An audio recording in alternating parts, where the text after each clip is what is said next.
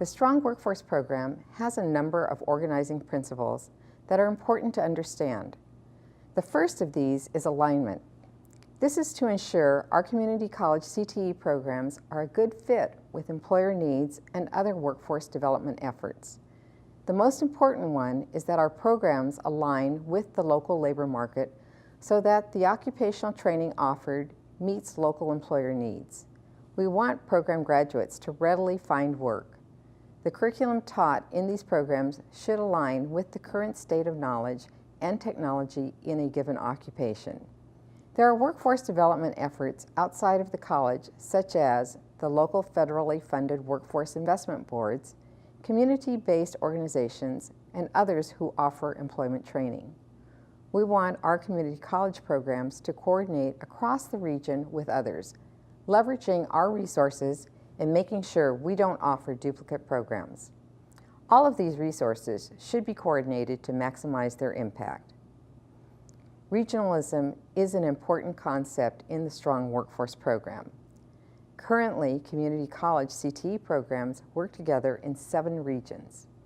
They have worked together in this fashion for many years, but the operation has been informal and underfunded. The Strong Workforce Program makes a major shift by formalizing regional decision-making and directing significant funding toward regional projects. Regionalization now requires the colleges to look at workforce needs on a regional basis, identifying gaps in the supply in occupational areas, and recognizing growing emerging occupational areas.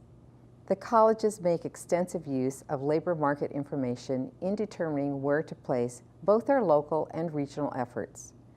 The Strong Workforce Program requires each of the regions to prepare a regional plan, which demonstrates how the colleges in the region will address these needs.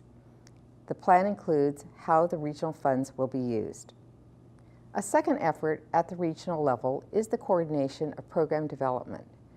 New programs go through a regional process to document that there is a labor market need.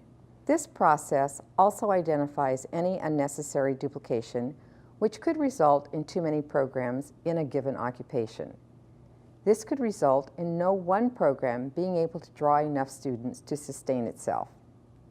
A final role regions can play is leveraging resources whenever possible. This could include sharing equipment and services between colleges or forming joint purchasing agreements. Another organizing principle of the Strong Workforce Program is the use of a business sector approach.